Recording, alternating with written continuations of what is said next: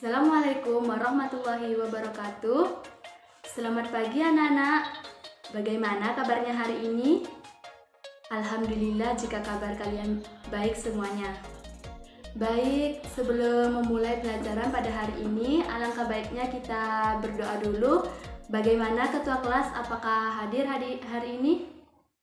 Baik, jika hadir, dipersilahkan untuk ketua kelas untuk memimpin doanya supaya ilmu yang kita dapatkan hari ini dapat bermanfaat dan berguna bagi seluruh orang. Dipersilahkan untuk ketua kelas.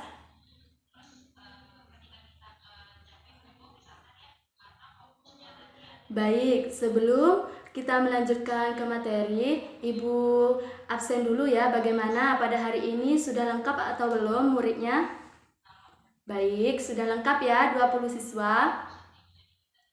Sebelum menginjak materi yang selanjutnya, di sini saya ingin menanyakan kepada anak-anak, apakah ada yang ingat materi yang minggu lalu? Iya, silahkan. Ya, benar sekali, tentang pencemaran lingkungan. Apakah ada yang ingin berpendapat lain? Ya, benar. Pencemaran. Tentang pencemaran lingkungan. Pencemaran lingkungan didefinisikan sebagai perubahan faktor abiotik akibat kegiatan yang melebihi ambang batas toleransi ekosistem biotik. Misalnya saja penggunaan kendaraan bermotor ataupun alat pengolahan baku yang terkadang tidak sesuai dengan standaritas. Ada 2 jenis bahan dalam pencemaran tersebut ya, masih ingat ya? Ya, baik. Selanjutnya yaitu faktor-faktor yang mempengaruhi pencemaran lingkungan.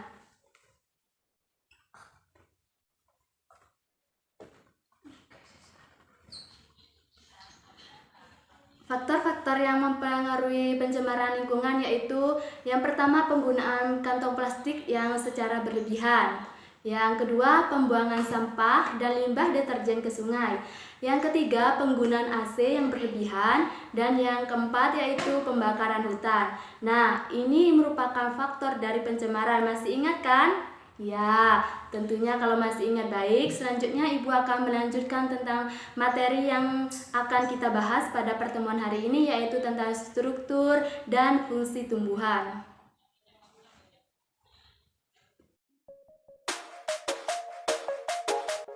Baik anak-anak, kita di sini akan belajar mengenai struktur dan fungsi tumbuhan. Sebelumnya Ibu ingin bertanya kepada anak-anak, apakah kamu pernah mengamati tumbuhan dengan sesama? Apakah pernah? Ada yang pernah? Nah, bagus sekali jika kalian pernah mengamati tumbuhan secara sesama. Yang pertama kita akan membahas tumbuhan. Apakah tumbuhan itu? Ada yang tahu? Ya, apa? Nah, benar sekali. Tumbuhan merupakan makhluk hidup yang berperan dalam menyediakan oksigen, karbohidrat, lemak, vitamin, dan mineral bagi manusia. Bukan hanya bagi manusia saja, juga bagi hewan yang ada di bumi. Nah, setelah itu kalian tahu apa yang ditanam tumbuhan di Indonesia? Ada yang tahu? Ada yang ingin berpendapat tumbuhan apa yang banyak ditanam di Indonesia? Ada yang mau berpendapat? Ya, benar sekali. Tanaman, tumbuhan yang banyak ditanam di Indonesia yaitu padi. Padi adalah mampu menghasilkan beras yang kemudian kita masak menjadi nasi yang berfungsi sebagai sumber karbohidrat. Bayangkan jika di Indonesia ini tidak ada tumbuhan padi, tentunya manusia dan hewan tidak akan hidup. Padi memiliki nama latin Oryza sativa. Apakah kalian paham?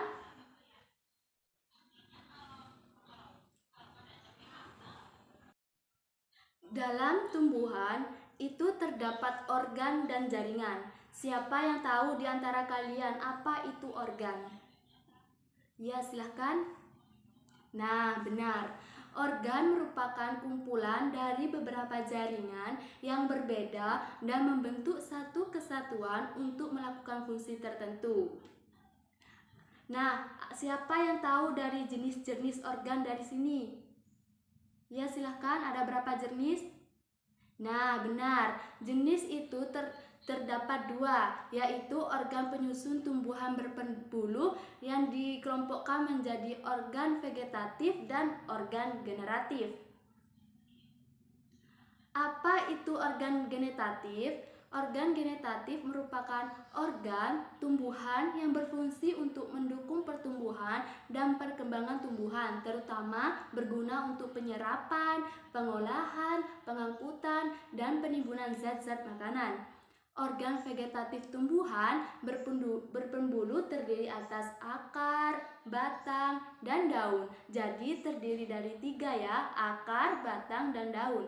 Sedangkan organ generatif merupakan organ tumbuhan yang berfungsi dalam proses perkembangbiakan secara generatif atau seksual yang didahului oleh perkawinan. Pada tumbuhan berbiji terhadap Angiospermae, organ generatif terdiri dari 3, yaitu bunga, buah, dan biji. Nah, juga sama-sama terdiri dari 3 ya. Baik, selanjutnya saya akan menjelaskan mengenai yang pertama, struktur dari dan fungsi akar. Siapa yang tahu apa itu akar? Ya, silakan. Nah, benar. Akar merupakan organ tumbuhan yang umumnya berada di bawah permukaan tanah, tidak memiliki buku-buku, tumbuh ke permukaan bumi atau menuju air, warna tidak hijau atau keputih-putihan, dan memiliki bentuk meruncing. Siapa yang tahu dari jenis-jenis akar? Ya, ada berapa jenis-jenis akar?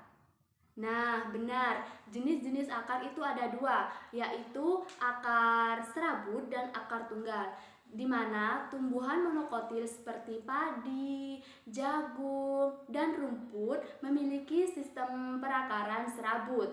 Sebaliknya, pada tumbuhan dikotil seperti kacang dan mangga memiliki sistem perakaran tunggal. Siapa yang tahu di sini akar memiliki fungsi apa? Ya, kamu. Nah, benar sekali. Akar memiliki fungsi untuk menambahkan tumbuhan pada tanah atau medium tubuhnya, menyerap air dan mineral dalam tanah atau pada medium tubuhnya. Pada beberapa tumbuhan, akar mengalami modifikasi sehingga dapat memiliki fungsi untuk menyimpan cadangan makanan, misalnya pada singkong dan bengkuang, serta akar juga memiliki fungsi untuk menyerap oksigen untuk bernafas, misalnya pada tumbuhan bakau. Baik, yang kedua di sini saya akan menjelaskan struktur dan fungsi batang. Pada umumnya, tumbuhan yang kamu lihat memiliki batang yang berdiri tegak di atas tanah dan mendukung cabang, daun, dan bunga. Batang umumnya berbentuk apa? Nah, benar. Batang itu umumnya berbentuk panjang, bulat seperti silinder, memiliki ruas-ruas yang masing-masing dibatasi oleh buku-buku atau nodus. Nah, pada nodus inilah tempat melekatnya daun dan tunas. Siapa yang tahu di sini apa fungsi dari batang? Siapa yang ingin berpendapat? Ya, benar. Batang memiliki banyak fungsinya, antara lain menyokong bagian-bagian tumbuhan yang berada di atas tanah dan sebagai jalan pengangkut air dan mineral dari akar menuju daun dan jalan pengangkutnya makanan dari daun ke seluruh tubuh tumbuhan.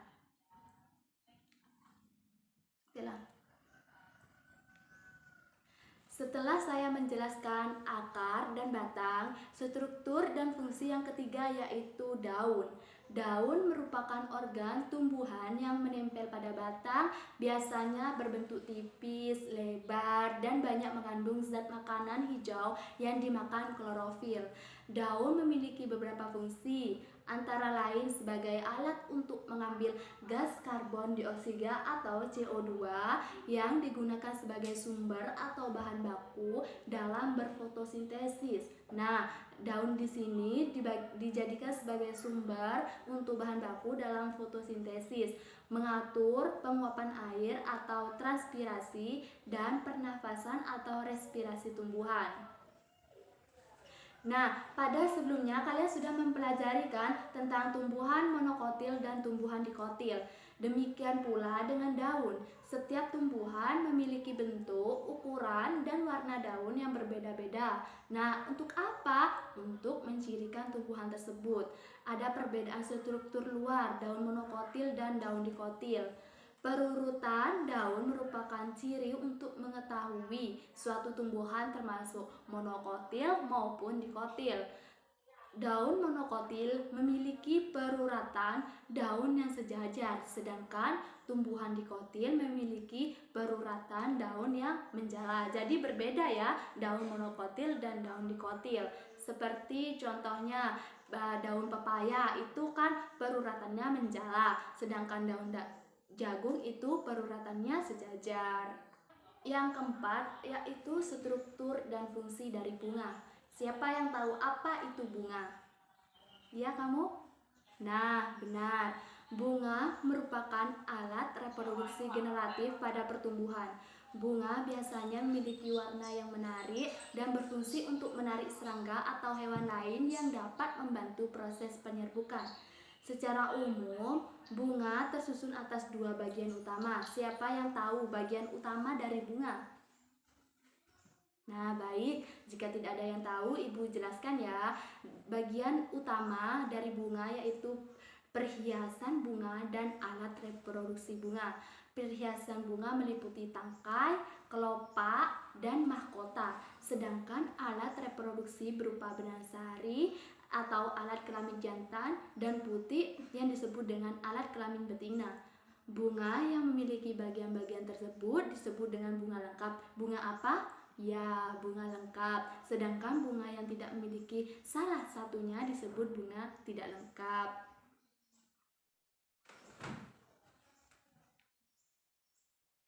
Namun, berdasarkan keberadaan alat reproduksi dalam satu bunga, ada bunga yang memiliki benang sari dan putih dalam satu bunga. Bunga yang demikian disebut juga bunga sempurna.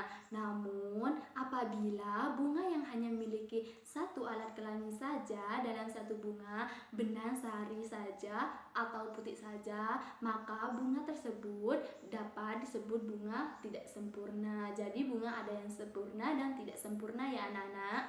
Nah, yang kelima yaitu tentang struktur dan fungsi dari buah dan biji. Nah, Ibu ingin bertanya, apakah kalian pernah makan mangga? Nah, benar kan? Ya, mangga itu ada bijinya atau tidak? Nah, benar. Biji dalam buah mangga itu ada ya. Apa itu biji? Nah, ketika kamu makan buah, biasanya di dalamnya juga terdapat biji. Nah, tahukah kamu dari mana buah dan biji berasal?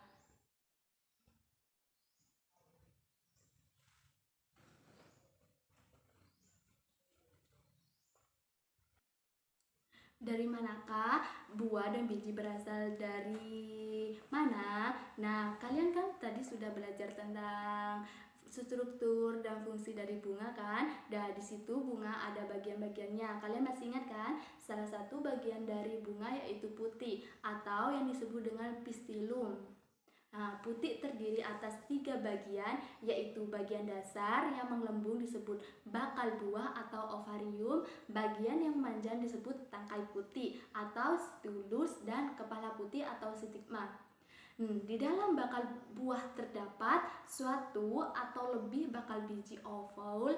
Pada perkembangan selanjutnya, bakal buah akan berkembang menjadi buah, sedangkan bakal biji akan berkembang menjadi biji. Nah, dari situ asal mulanya dari buah yang berbiji. Baik anak-anak, apakah ada yang ingin ditanyakan? Silakan. Jika tidak ada, di sini Ibu sudah mempersiapkan sebuah video dalam materi struktur dan fungsi tumbuhan. Nah, kalian simak ya. Ntar Ibu kasih satu pertanyaan, kalian akan mendiskusikan bersama kelompoknya. Assalamualaikum warahmatullahi wabarakatuh.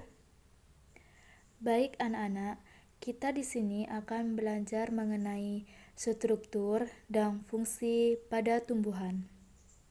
Sebelumnya, apakah kamu pernah mengamati bagian-bagian tumbuhan dengan seksama? Tahukah kamu apakah tumbuhan itu? Dan tumbuhan tersusun atas organ dan jaringan apa saja? Apakah kamu tahu struktur dan fungsi dari masing-masing organ dan jaringan penyusun tumbuhan? Nah, mari di sini kita akan membahas satu persatu. Yang pertama, mengenai tumbuhan. Tumbuhan merupakan makhluk hidup yang berperan dalam menyediakan oksigen, karbohidrat, protein, lemak, vitamin, dan mineral bagi manusia, serta berbagai jenis hewan dan yang ada di bumi. Oksigen dibutuhkan oleh manusia dan hewan untuk berproses pernafasan. Karbohidrat dan lemak sebagai sumber energi. Protein sebagai zat pembangun tubuh. Vitamin dan mineral berfungsi membantu reaksi-reaksi dalam tubuh. Salah satu jenis tumbuhan yang banyak ditanam oleh masyarakat di Indonesia adalah padi, dengan nama ilmiahnya Oryza sativa. Tanaman padi mampu menghasilkan beras yang kemudian kita masak menjadi nasi, yang berfungsi sebagai sumber karbohidrat. Pernahkah kamu berpikir bagaimana padi dapat menghasilkan beras? Bayangkan juga jika di Indonesia ini tidak dapat tumbuhan, tentunya manusia dan hewan tidak hidup.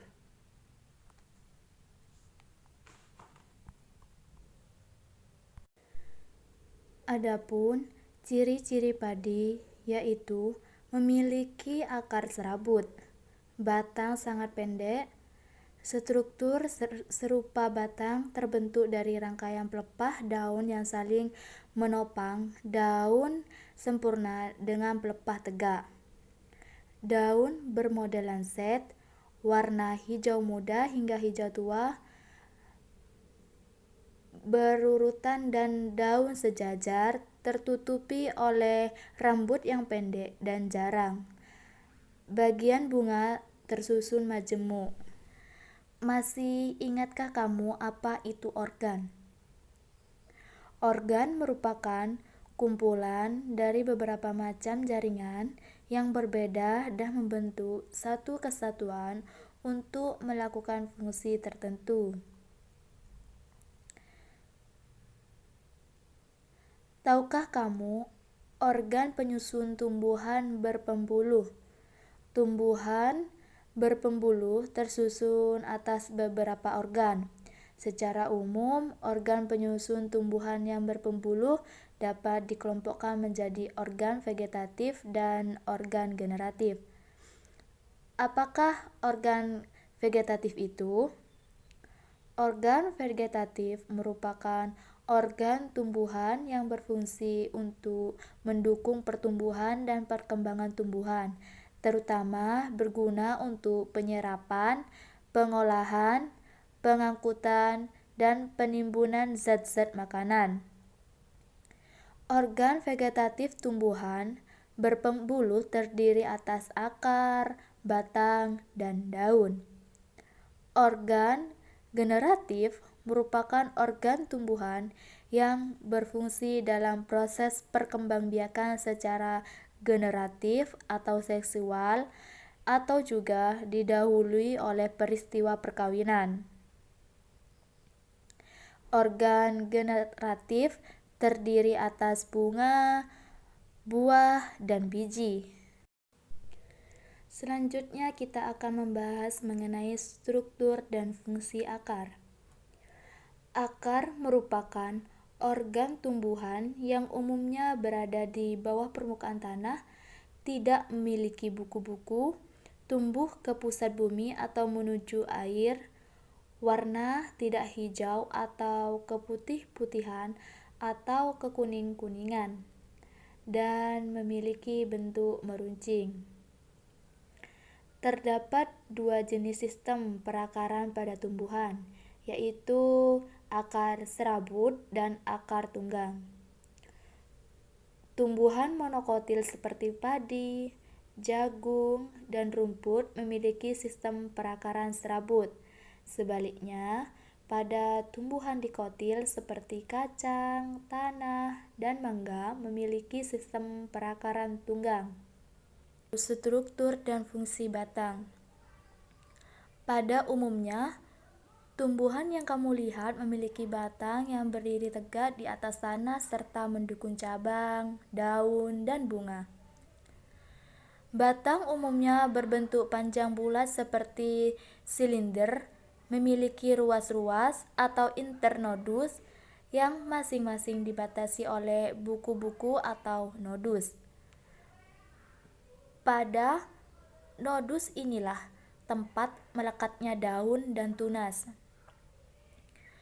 Batang memiliki banyak fungsi, antara lain menyokong bagian-bagian tumbuhan yang berada di atas tanah dan sebagai jalan pengangkut air dan mineral dari akar menuju daun dan jalan pengangkut makanan dari daun ke seluruh tumbuhan.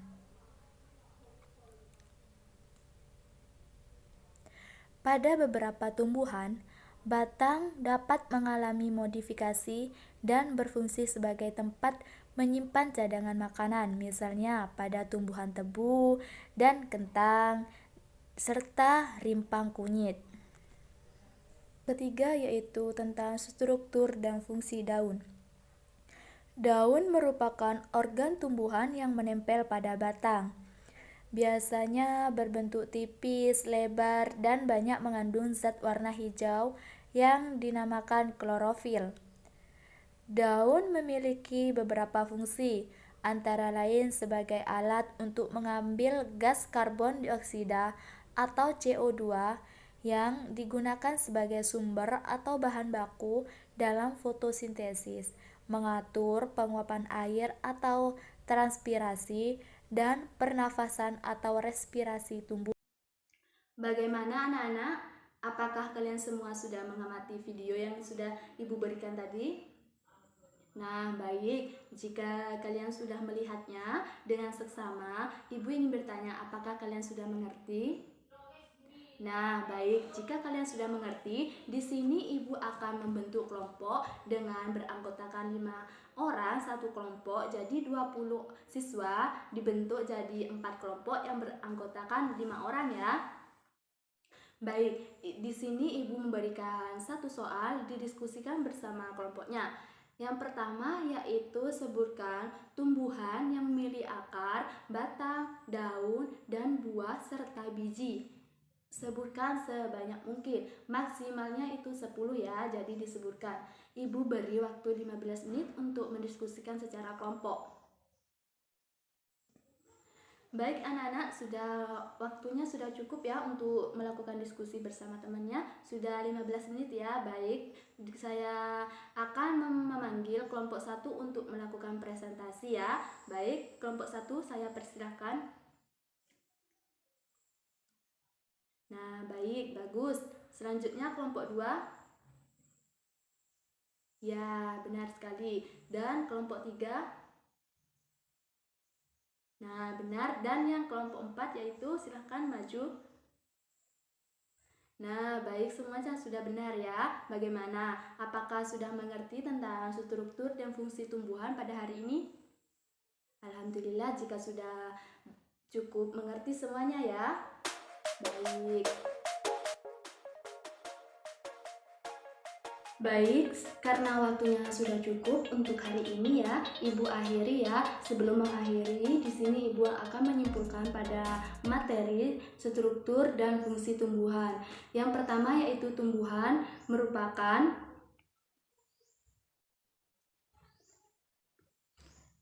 Tumbuhan merupakan makhluk hidup yang berperan untuk menyediakan oksigen, karbohidrat, protein, lemak, dan vitamin. Di sini juga organ vegetatif merupakan organ tumbuhan yang berfungsi mendukung pertumbuhan dan perkembangan tumbuhan, terutama untuk penyerapan, pengolahan, pengangkutan, dan penimbunan zat-zat makanan. Sedangkan organ vegetatif merupakan tumbuhan yang berpembuluh yang terdiri dari atas akar, batang, dan daun. Akar memiliki fungsi untuk menempatkan tubuh tumbuhan pada tanah atau medium tumbuhan dan menyerap air dan mineral dalam tanah atau pada medium tumbuhnya. Batang berfungsi untuk mendorong bagian-bagian tumbuhan yang berada di atas tanah. Daun berfungsi untuk mengambil gas karbon dioksida atau CO2, sedangkan yang digunakan pada sebagai sumber bahan baku dalam fotosintesis. Baik ya, sudah cukup ya. Sekian materi yang Ibu sampaikan, kurang lebihnya Ibu mohon maaf. Wassalamualaikum warahmatullahi wabarakatuh.